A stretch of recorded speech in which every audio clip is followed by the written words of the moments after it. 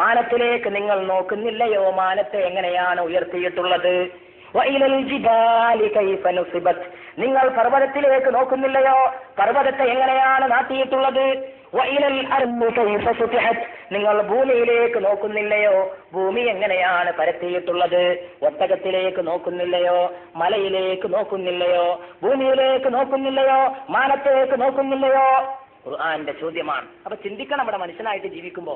വെറുതെ അങ്ങനെ അന്നം സമ്പാദിച്ച് വൈകുന്നേരം വരെ അന്നം തേടി അത് ഉണ്ടാക്കിയത് രാത്രി കൊണ്ടുവന്നിട്ട് ഭക്ഷിച്ച് ഉറങ്ങി എണീറ്റു, തൊഴിൽ നേടാൻ പോയി, അന്നം തേടി വന്നു, രാത്രിയായി, കുട്ടികളും മക്കളും കൂടെ ഉറങ്ങി, നേരം വെളുത്തു, എഴുന്നേറ്റു, പിന്നെയും പോയി അന്നം തേടി വന്നു, നേരം വെളുത്തു, എണീറ്റു. അതിനിടയിൽ 10 കൊല്ലായി പോകരാക്കെ മരിച്ചും ചെയ്തു. ഒരു വിശേഷമില്ല. നേരം വെളുത്തു വൈകുന്നേരമായി, നേരം വെളുത്തു വൈകുന്നേരമായി. ഇയാളും പോത്തും തമ്മിലുള്ള വ്യത്യാസം എന്താണ്? പോത്തിന് നേരം വെളുക്കുന്നു, പോത്ത് പാടത്തേക്ക് പോകുന്നു, പുല്ല് തിന്നുന്നു, പോത്ത് പണിയെടുക്കുന്നു, പൂട്ടാൻ വേണ്ടി പോത്തിനെ ഉപയോഗിക്കുന്നു, പോത്ത് തിരിച്ചെത്തുന്നു, പോത്ത് ഇണചേരുന്നു, പോത്തിൻ കുട്ടികൾ ഉണ്ടാകുന്നു, എരുമക്കുട്ടികൾ ഉണ്ടാകുന്നു, വൈകുന്നേരമാകുന്നു, നേരം വെളുക്കുന്നു, പോത്തിനെ ഒന്നുകിൽ അറക്കുന്നു, അല്ലെങ്കിൽ പോത്ത് ചാകുന്നു. എന്താ വ്യത്യാസം? വ്യത്യാസം കാലിന്റെ എണ്ണത്തിൽ മാത്രമാണ്. പോത്തിന് 4, പോക്കരാക്കാക്ക് 2. വ്യത്യാസം അതിനപ്പുറമായിരിക്കണം. വ്യത്യാസം എന്തായിരിക്കണം? അഫലാ യൻദുറൂന ഇലൽ ഇബ്ലി കൈഫ ഖുലിഖത്. നിങ്ങൾ ഒട്ടകത്തിലേക്ക് നോക്കുന്നില്ലയോ? ഒട്ടകത്തെ എങ്ങനെയാണ് സൃഷ്ടിച്ചിട്ടുള്ളത്? ഒട്ടകത്തെ എങ്ങനെയാണ് സൃഷ്ടിച്ചിട്ടുള്ളത്? വഇലൽ ജിബാലി കൈഫ നുസിബത്. നിങ്ങൾ പർവ്വതങ്ങളിലേക്ക് നോക്കുന്നില്ലയോ? പർവ്വതങ്ങളെ എങ്ങനെയാണ് നാട്ടിയിട്ടുള്ളത്? ഹിമാലയൻ പർവ്വതത്തെ ആരെയാണ് നാട്ടി നിർത്തിയത്? ആൽപ്സ് പർവ്വതത്തെ ആരാണ് നാട്ടിയത്?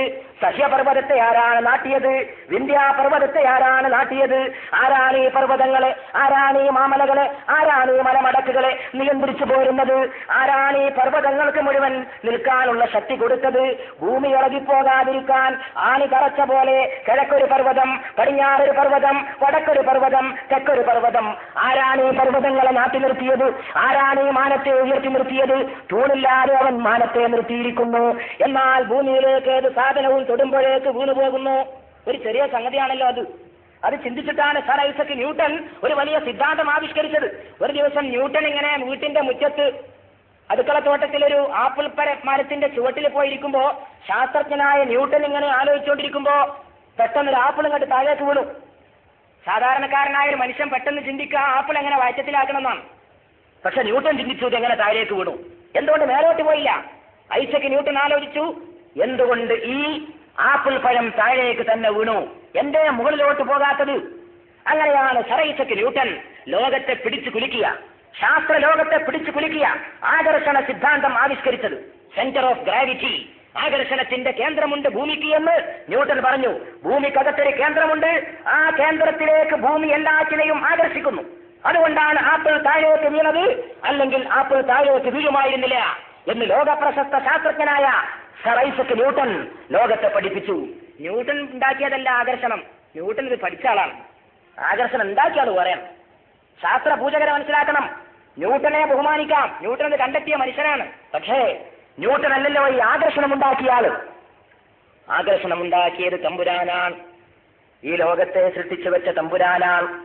ആ തമ്പുരാന്റെ ആകർഷണമില്ലായിരുന്നെങ്കിൽ ആകാശഭൂമികൾ കൂട്ടിയിടിക്കുമായിരുന്നു, സൂര്യചന്ദ്രന്മാർ പരസ്പരം കൂട്ടിയിടിക്കുമായിരുന്നു.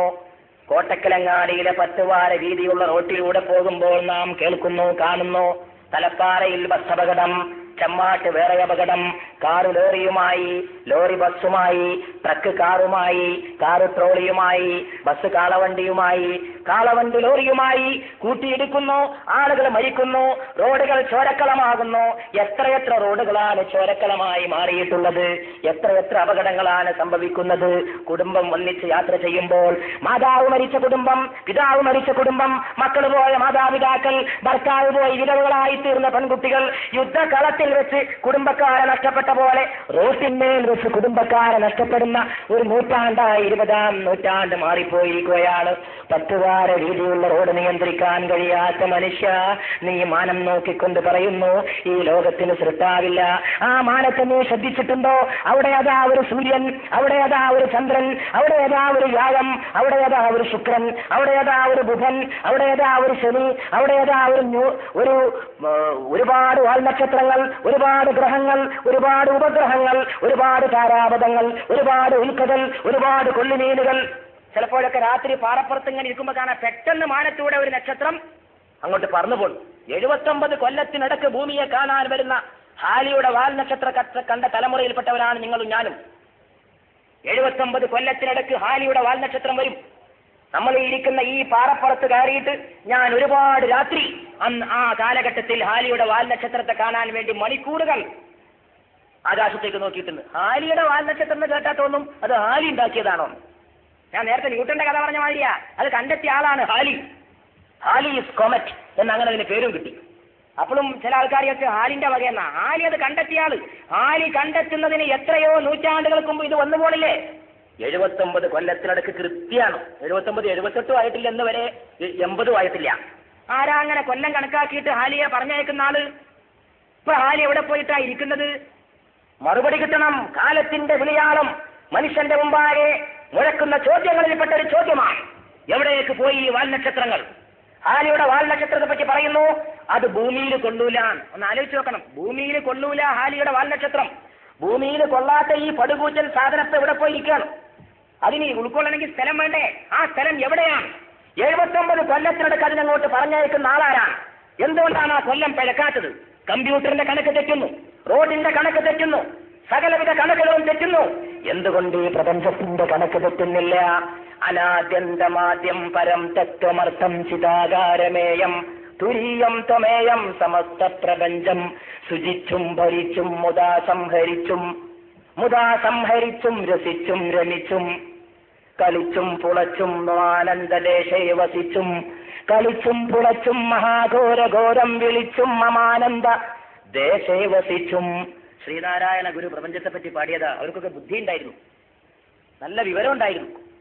അതുകൊണ്ട് പറയാം, സമസ്ത പ്രപഞ്ചം മുഴുവൻ ശുചിച്ചും ഭരിച്ചും മുദാ സംഹരിച്ചും രസിച്ചും രമിച്ചും.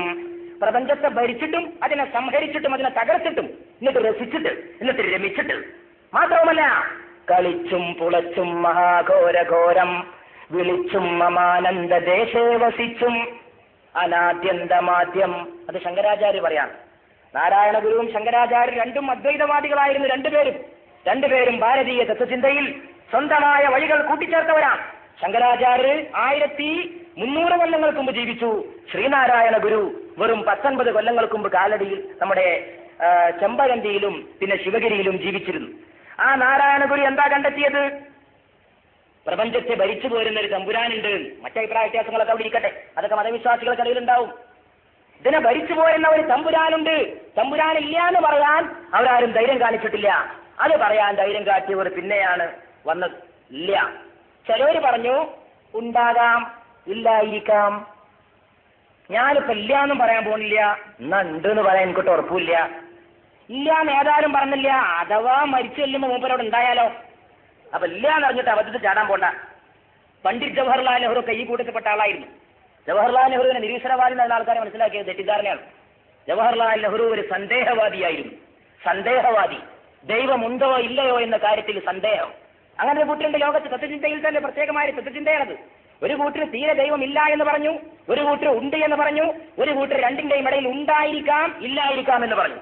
പണ്ഡിറ്റ് നെഹ്റു വിവരമുള്ള മനുഷ്യനായിരുന്നു, ധാരാളം എഴുതിയ മനുഷ്യനാണ്, ഒരുപാട് പഠിച്ച മനുഷ്യനാണ്, പ്രതിഭാശാലിയായിരുന്നു. പക്ഷേ നെഹ്റു ഒരു സന്ദേഹവാദിയായിരുന്നു. ദൈവം ഉണ്ടായിരിക്കാം ഇല്ലായിരിക്കാം, ഉണ്ടെങ്കിലും എനിക്ക് പ്രശ്നമല്ല, ഇല്ലെങ്കിലും എനിക്ക് പ്രശ്നമല്ല. എന്റെ അഭിപ്രായത്തിൽ അത് ഇത്തിരി കൂടി അപകടമാണ്.